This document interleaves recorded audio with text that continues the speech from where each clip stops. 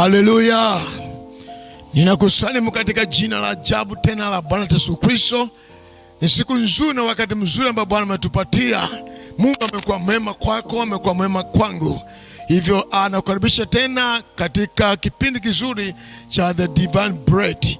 Hivyo kabla siendelea, naomba inua mkono wako pale ulipo, nifuatishe maneno haya.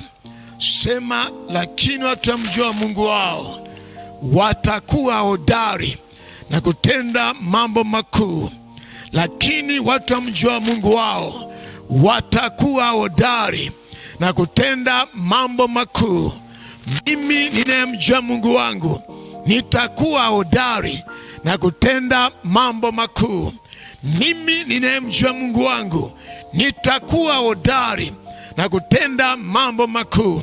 Yesu Kristo ni yeye yule jana na leo na hata milele. Yesu Kristo ni yeye yule jana na leo na hata milele. Amen.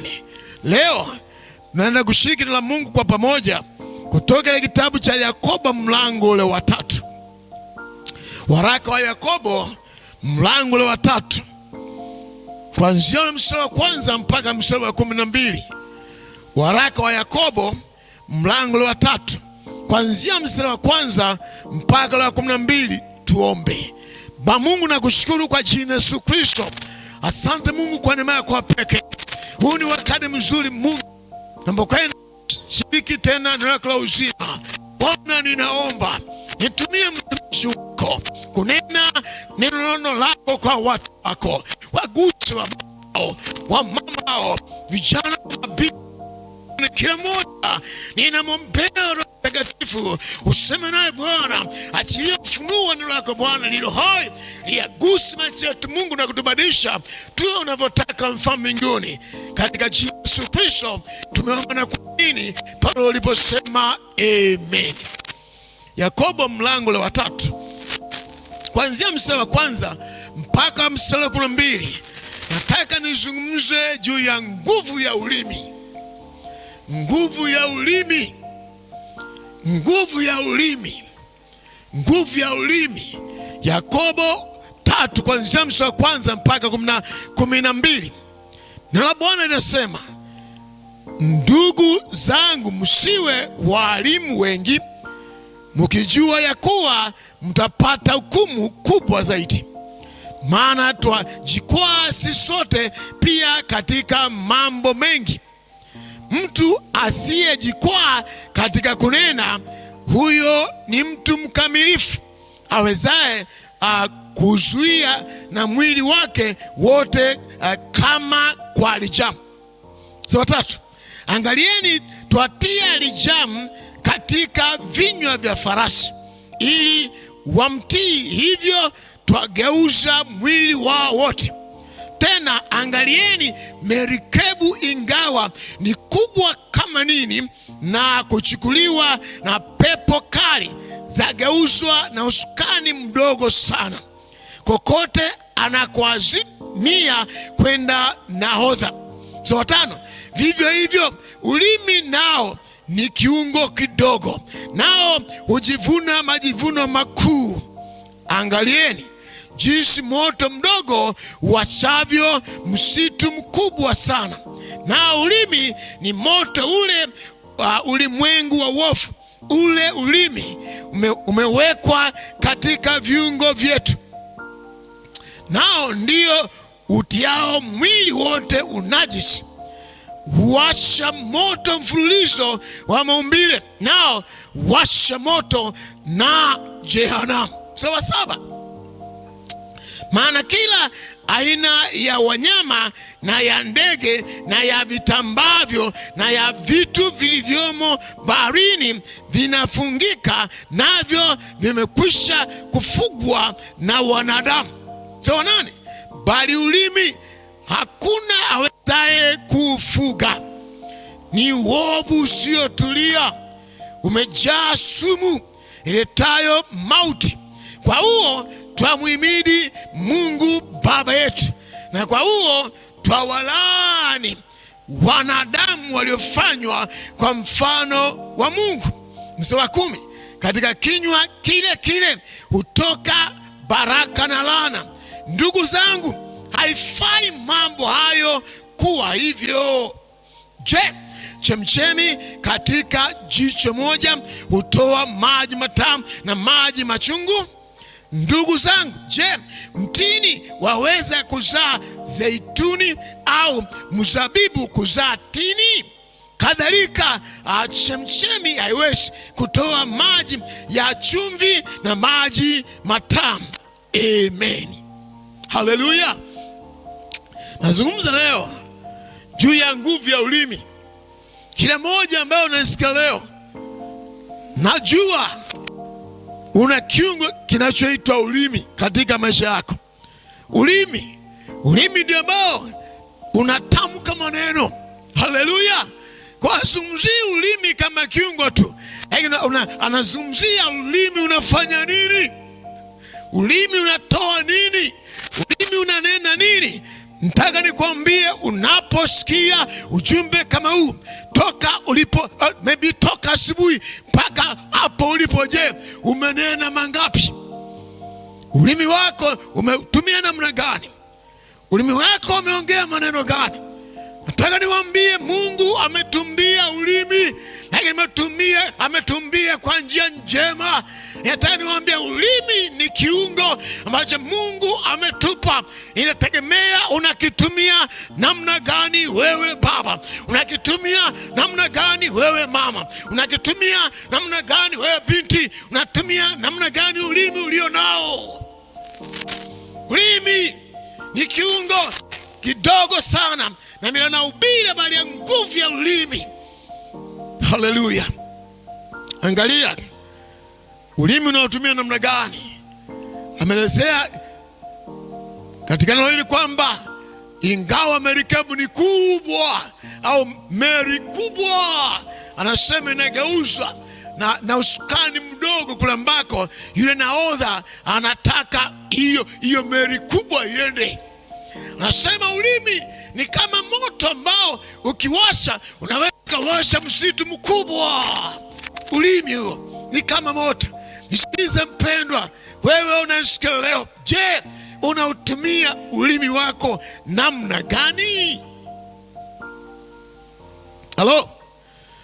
Je, unautumia ulimi wako namna gani? Hata napoongea nawe leo, je, umenena maneno gani? Toka asubuhi au mwaka mzima au mwezi mzima au siku nzima, mpendwa, hapo ulipofikia umri wako ulionao, hapo ulipo, umenena maneno gani? Niwaambie, tuwe makini sana juu ya ulimi. Ulimi ukitumia vibaya, waweza kuangamiza maisha yako wewe mwenyewe. Ulimi unaweza kudhalilisha. Ukitaka ujue mtu ana hekima kiasi gani, subiri afungue mdomo wake au aongee.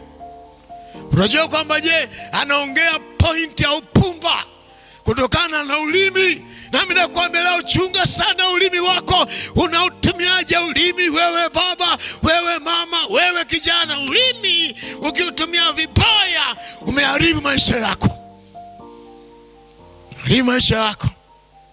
Chunga sana kwa ulimi. Kwa ulimi una sumu, una nguvu ya kuharibu maisha yako wewe binafsi ambaye unautumia ulimi. Kama utautumia vibaya, ulimi utaharibu maisha yako. Ulimi utaharibu sifa yako. Ulimi utaharibu heshima yako. Ulimi utaharibu kabisa taswira ya maisha yako. Ulimi kutumia vibaya ni hatari. Je, unautumiaje ulimi wako? Halo? Unatumiaje kinywa chako hicho? Nisikize mpendwa, uwe makini, jikague, unautumiaje ulimi wako? Ukisoma katika Misali ile ya 18, nitarudi hapa, Misali ya 18 pale, ule mstari wa 21. Misali 18 mstari wa 21. Amen. Ndio Bwana anasema, mauti na uzima huwa katika uwezo wa ulimi. Hello? Sikiliza. Mauti na uzima huwa katika uwezo wa ulimi. Unanena kitu gani? Na wao waupendao watakula matunda yake. Ulimi una nguvu sana. Unanena nini? Utakula matunda ya ulimi wako. Wewe binti, wewe kijana, wewe baba, wewe mama, unakula matunda ya ulimi wako. Ulimi una nguvu ya kuharibu maisha ya mtu binafsi. Wewe unanisikia leo, uliungana nami leo katika mkate neno uzima siku leo, katika Ishana the divine bread. Mungu ananena na wewe, utakula matunda ya ulimi wako. Ulimi una nguvu ya kuharibu maisha yako. Inawezekana hata hapo ulipofikia ni matokeo ya ulimi wako. Mungu akukumbushi leo, mkini ukatubu na ukajuta, ili urudi ufikie kile ambacho Bwana atakufikie. Ulimi umeloga maisha yako mwenyewe. Umeharibu kesho yako. Umekuharibia marafiki zako wazuri, wamekimbia kwa sababu ya kinywa chako, kwa sababu ya ulimi wako. Wamekuosha, wamekimbia. Wanaogopa hata kuongea na wewe, wanaogopa kukusogelea. Kwa nini? Kinywa chako kibaya. Unatumiaje ulimi wako? Hello? Unatumiaje ulimi wako? Hapa nina Mungu naweka wazi. Anasema mauti ni kifo. Mauti yani kifo. Mauti na uzima, haleluya, huwa katika uwezo wa ulimi. Uwezo wa ulimi, mauti, kifo. Ukitumia vibaya ulimi wako, unaleta mauti. Unaleta mauti. Hata akili yako, umbile yako, uwezo ambao Mungu ameweka ndani mwako, unategemea unanena nini. Ulimi wako umetamka kitu gani? Ukitamka kwamba jambo hili siliwezi, na mwili wako utaitikia, utasema siwezi. Yes. Hello. Wakasoma biology. Nisipe mhubiri mmoja mkubwa wa Kikorea alikuwa anazungumza kwamba katika mfumo wa mwanadamu kuna kitu kinaitwa pituitary gland somewhere in the brain, kwenye ubongo wetu. Anasema hiyo inasubiri amri. Utakachotamka ndicho ambacho inaamurisha mwili unafanya. Kwa hiyo ukisema siwezi hapo fulani, umekiri kwa kinywa chako na mwili hautaweza. Sikiliza mpendwa, ulimi una nguvu ya kuharibu maisha yako binafsi kama umeutumia vibaya. Haleluya. Ndio unampenda Paul akasema, nayaweza mambo yote katika yeye anitiaye nguvu. Haleluya. Akasema ninayaweza mambo yote. Anakiri, anaongea. Nami nakwambia leo maisha watu wengi yameharibiwa, wamekula matunda ya ndimi zao. Je, unakini katika kinywa chako? Ulimi una nguvu sana. Angalia sana unasemaje. Kile wamejikatisha tamaa wenyewe. Haleluya. Wamejikatisha tamaa wenyewe. Hapana. Pendwa, chunga sana ulimi wako. Unautumia namna gani pendwa? Ulimi ni kiungo kidogo sana. Nasema ina uwezo wa kuwasha moto maumbile yote. Niposoma hapa anasema ni ule mmoja, ulimi ni kama moto. Anasema umefungwa katika viungo vyetu na unaweza ukawasha maumbile yote. Maumbile gani? Mungu amekumba una ubongo, amekumba una mifupa, amekumba una vitu mbalimbali katika mwili. Ukitamka kwamba siwezi, una mikono, ukisema siwezi, unashangaa huwezi kufanya chochote kile. Kwa nini? Maana ulimi umewasha moto kwenye maumbile ya mwili wako wote. Angalia sana. Utumia katika ulimi ni kiungo kidogo sana, lakini una nguvu. Nataka nikwambie, ukitumia vibaya ulimi utaharibu sifa zako. Ukitumia vibaya ulimi utaharibu familia yako, utaharibu ndoa yako, utaharibu mahusiano yako, utaharibu nyumba yako, utaharibu jirani mwema, utaharibu jamii yako, utaharibu nchi yako, utaharibu kampuni yako, utaharibu rafiki zako, utaharibu kanisa lako, utaharibu kwaya, utaharibu jamii ya kimataifa, utaharibu kama tumia ulimi vibaya. Chunga sana unautumiaje huo ulimi. Hello. Chunga sana ulimi wako unaotumia namna gani. Amesema tutakula matunda kwa sababu ndani ya ulimi una uwezo, yani una uwezo mauti na uzima. Kwa chunga sana unatamka namna gani, unaotumia ulimi wako namna gani. Narudia, ukiutumia ulimi vibaya, yes, uharibu sifa zako, uharibu familia yako, uharibu marafiki zako, uharibu maisha yako ya kesho ya leo, unaharibu kabisa, uharibu jamii, uharibu kabisa na taifa lako, uharibu watu wa karibu na wewe, uharibu kanisa la Mungu, uharibu kazi ya Bwana. Ukitumia vibaya ni hasara. Chunga sana unaotumiaje ulimi. Julia sana unaotumia ulimi wako namna gani. Mpendwa baba, mpendwa mama, mpendwa kaka, uliyeungana nami siku leo katika neno hili, Bwana anapohubiri juu ya nguvu ya ulimi. Ukitumia vibaya ni hasara, lakini heri ukabadilika. Mpendwa, utumia ulimi vizuri. Umeharibu watu, umepoteza fursa mbalimbali kwa sababu ya ulimi wako. Umepoteza fursa zimekimbia, zimepotea, umebaki mpweke kwa sababu umetumia ulimi vibaya. Lakini siku leo Bwana anaweza kutengeneza ukafanyika kinywa kizuri ambacho kitatoa baraka kwa Bwana, baraka katika maisha yako. Angalia sana kinywa chako unatumiaje, ulimi wako unatumia namna gani. Ndio ni kiungo kidogo sana, kutumia vibaya kina nguvu mno ya kubadilisha kabisa. Kama vile merikebu inabadilisha meli, inabadilisha usukani mdogo ukapeleka unavyotaka kwenda yule naoza. Ulimi wako unaweza kupoteza kabisa, kupotosha kwa kupeleka mbali kabisa hata na baraka zako. Mpendwa, chunga sana unatumiaje ulimi. Ulimi kutumia vibaya umetumiwa kulaani watu. Ulimi kutumia vibaya umeleta magomvi na vita vingi vinatokea kwenye familia, kwenye jamii, kimataifa, kwenye nchi. Kabila na kabila wanapigana, wanashindana kwa sababu ya ndimi zimetumiwa vibaya. Nami nakwambia leo mpendwa, hicho kiungo ambacho Bwana amekupatia cha ulimi, jichunguze natumia namna gani. Wewe unasikia, acha kuleta mafarakano kwa njia ya ulimi wako, acha kuleta magomvi kwa njia ya ulimi wako, acha kufanya mabana uongo kwa njia ya ulimi wako. Hapana, tumia kiungo chako cha ulimi vizuri, kina nguvu sana. Hello. Ukitumia sasa ulimi vizuri, tumesoma katika Yakobo, ulimi ukitumika vizuri, usifu Bwana, tumuhimidi Bwana kwa ndimi zetu.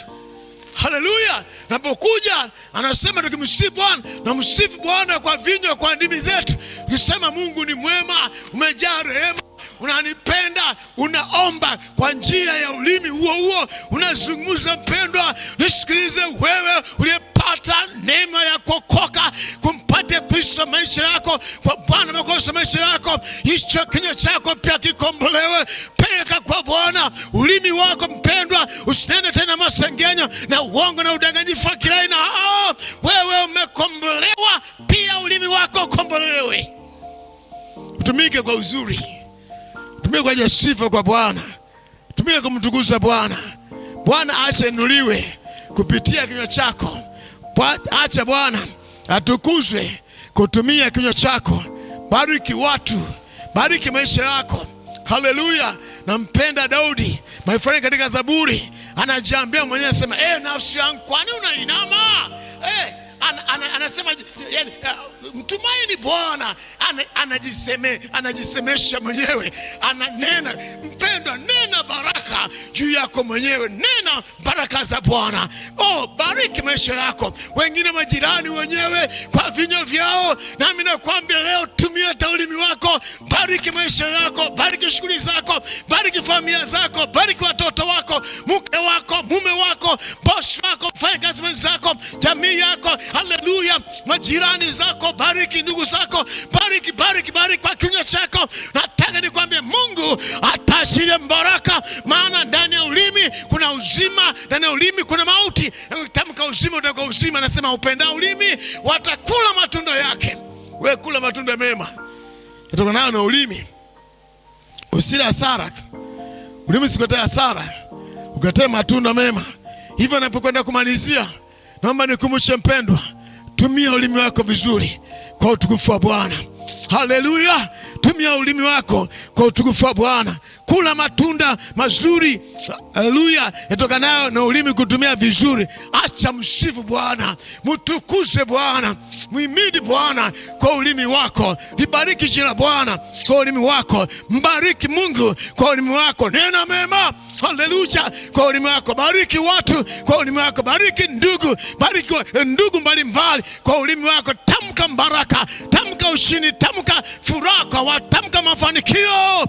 Bwana atakutumia ukitumia ulimi wako vizuri kwa utukufu wa Bwana. Mungu ni mwaminifu. Ninaamini Bwana amenena wewe. Kuna nguvu sana katika ulimi. Angalia sana unaotumia namna gani. Acha iwe chemichemi nzuri inayotoa maji mazuri, inayotoa maneno ya baraka yenye kuwafaidisha watu, yaliyokolea munyu, yenye kuwainua waliokata tamaa, wakainuliwa na kinywa chako. Ukanena maneno uzima, ya faraja, ya baraka, ya matumaini kutoka kwenye kinywa chako, sio ya laana na kuharibu maisha ya watu. Bali ukanene kwa kinywa chako, kwa ulimi wako, maneno ya baraka kwa ajili ya watu. Mungu, hicho ndicho Bwana anataka, utumie ulimi wako kwa uzuri, kwa utukufu wa Bwana. Haleluya! Bwana akubariki. Badilisha kinywa chako, kitumie kwa ajili ya Bwana, na Bwana kuwazia mema. Mpendo, umesikia na Mungu leo, kinywa chako kimewekwa sio kiangamize watu, kiwe baraka kwa utukufu wa Bwana. Pale ulipo, nataka nikuombee, ni Mungu akusaidie. Baba Mungu, kwa jina la Yesu Kristo aliye hai, na kushukuru mfalme mbinguni uliyetupa ulimi. Bwana, umesema ulimi ni kiungo kidogo sana, ila una nguvu mno. Bwana, ninaomba msaidie baba, msaidie mama, msaidie atumie ulimi wake ipasavyo, katika jina Yesu Kristo mwana wa Mungu aliye hai. Kila matamko aliyotamka ya kuangamiza nafsi yake kwa ulimi wake na vunja leo toka.